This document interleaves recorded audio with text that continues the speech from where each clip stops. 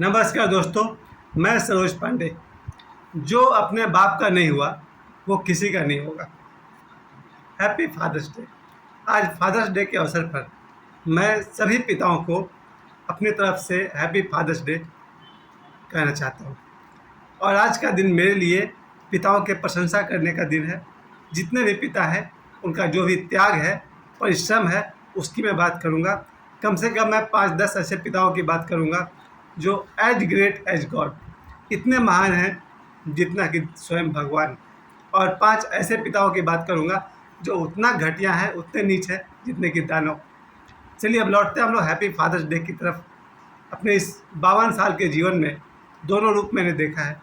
अपने पिताजी को भी देखा है और स्वयं को भी एक पिता के रूप में देखा है। हैप्पी फादर्स डे में मेरा पहला संदेश ये है, इस धरती पर पिता ईश्वर के ही रूप है, प्रतिनिधि हैं, रिप्रेजेंटेटिव है। सबसे पहली बात तो मैं अपने पिताजी की, चूँकि मैं अपने पिताजी को ही नज़दीक से जानता हूँ, और दूसरा मैं स्वयं ही एक पिता हूँ, अपने आप को जानता हूँ। एक जहाँ मेरे पिताजी मेरे लिए ईश्वर के समान है, वहीं दूसरी तरफ मैं क्या हूँ वो भी आपके बताऊँगा। और उसके साथ साथ एक पिता कितना गिर सकता है वो भी आपको बताऊँगा। सबसे पहले शुरू करूँगा अपने पिताजी के त्याग की, उनके सेक्रीफाइसेस की। जब मेरे पिताजी 34-35 वर्ष का थे, उस समय वो धनबाद में नौकरी करते थे। आज मेरे पिताजी 80 साल के हैं। अपने 34 वर्ष के जवानी के दिनों में मेरे पिताजी धनबाद में नौकरी करते थे, रेलवे में। और उनकी पत्नी यानी कि मेरी माताजी और उनके बच्चे गांव पर रहते थे। लगभग 10 साल तक मेरे पिताजी एक बैचलर की तरह धनबाद में रहते थे। और सिर्फ मेरे पिताजी ही नहीं, सैकड़ों लोग जो यहाँ पर है वो लोग बैचलर की तरह ही रहते थे। क्यों? किसके लिए?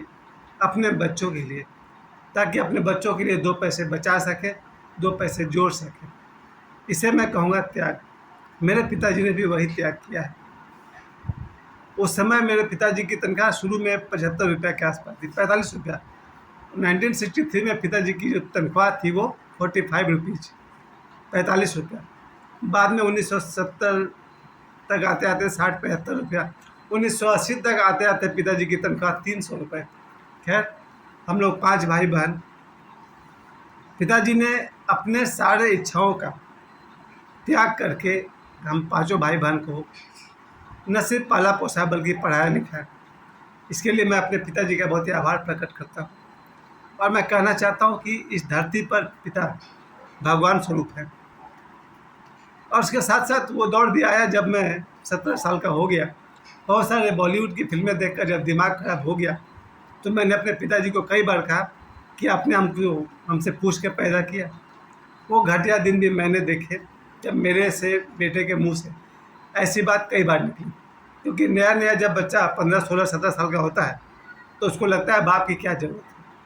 लेकिन आज मैं 52 साल का हूँ और मैं कहता हूँ कि मुझे आज भी जो कुछ भी हूँ अपने पिता के बल पर हूँ। मैं फिर से कह दूँ, मैं 52 साल की उम्र में जो कुछ भी हूँ अपने पिताजी के बल पर हूँ। मैं उस लड़का में से नहीं हूँ, मैं उस आदमी में से नहीं हूँ जिस पर पिता गर्व कर सकें। मैं वैसा आदमी हूँ जो आज भी अपने पिता पर गर्व करते हैं। मेरे पिताजी ने न मुझे सिर्फ जन्म दिया और पाला पोसा, बल्कि आज भी मेरे पिताजी ही मेरा पालन पोषण करते हैं। और उन्होंने मेरे लिए इतना कुछ कर दिया है कि जब तक मेरा जीवन है मुझे शायद किसी चीज़ की ज़रूरत नहीं पड़े। मेरे पिताजी ने जो मेरे लिए किया, अगर उन्होंने मुझे जन्म दिया है तो जन्म देने के साथ साथ उन्होंने मुझे शिक्षा दिलाई, संस्कार दिए और इतने पैसे दिए, ये घर बनाकर दिया। इसके अलावा मेरे पिताजी ने मुझे इतने पैसे दिए हैं कि जब तक मेरा जीवन है मुझे कभी किसी की चीज़ की कमी नहीं होगी। इसके लिए मैं अपने पिताजी का बहुत ही आभारी हूँ। आज ये बात कहने का दिन नहीं है कि हमें भी अपने पैरों पर खड़ा होना चाहिए। वो फादर्स डे में उससे बात नहीं करूँगा। आज मैं सिर्फ पिताजी के सेक्रीफाइस और त्याग की बात कर रहा हूँ। इसके अलावा मुझे याद है बचपन से ही मेरे पिताजी बहुत ही स्ट्रिक्ट आदमी रहे हैं। उनकी पिटाई बहुत ज़बरदस्त थी। वो चाहे वो छड़ी से पीटे तो या अपना वो 5 किलो वाले हाथ से पीटे तो। सुबह से रात तक कब पिताजी की मार मुझे पड़ जाएगी कहना मुश्किल था। यानी देखा जाए तो मेरे पिताजी ने मेरी पिटाई सैकड़ों बार की है। वो आज 2024 वाले बाप नहीं है जो मुंह से बोलते रहे और बच्चा अनसुना करते रहे।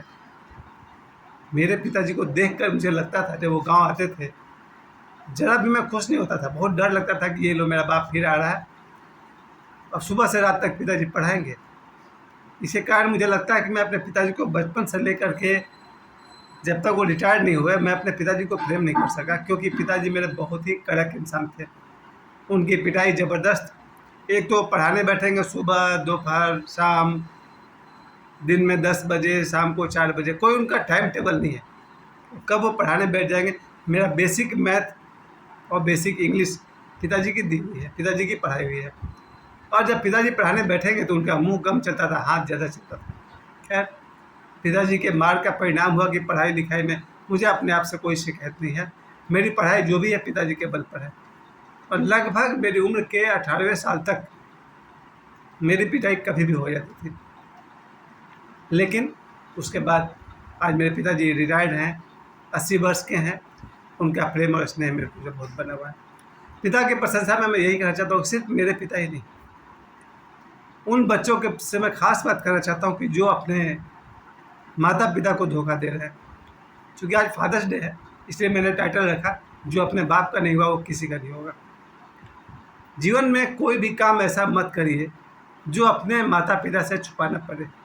लेकिन आपको मैं बेवकूफ़ बनने के लिए नहीं कह रहा हूँ कि आप जो भी करिए पिता को बताए करिए, मैं ये नहीं कह रहा हूँ। आज के मैं युवा पीढ़ी से, नए लड़के लड़कियों से ये नहीं कह रहा हूँ कि तुम जो भी करना माता पिता को बताए करना, वो मुश्किल, इतना आसान नहीं है। क्योंकि बच्चे जिस तरह की ज़िंदगी आज जी रहे हैं, जिस तरह का वो रील्स बना रहे हैं, जिस तरह का लाइफ स्टाइल है, जैसे वो कपड़े पहनते हैं, जैसे उनकी भाषा है, जैसा उनका एटीट्यूड है, बिहेव है, उसको देखकर मैं ये राय नहीं दूंगा कि तुम जो भी करना अपने माता पिता को बताया करना। नहीं, उसकी ज़रूरत नहीं है, नहीं कर पाओगे।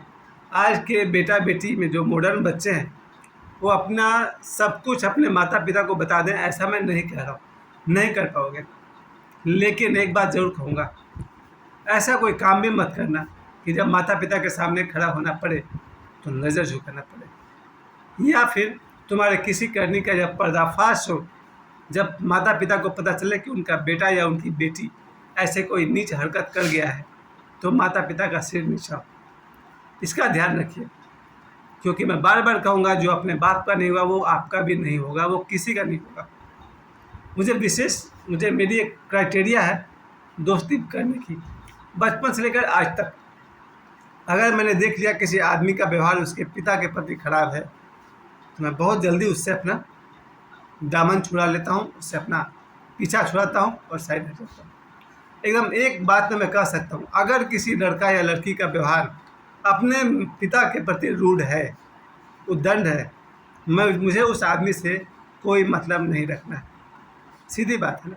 जो आज अपने बाप से बदतमीजी कर सकता है, कल हमसे भी करेगा।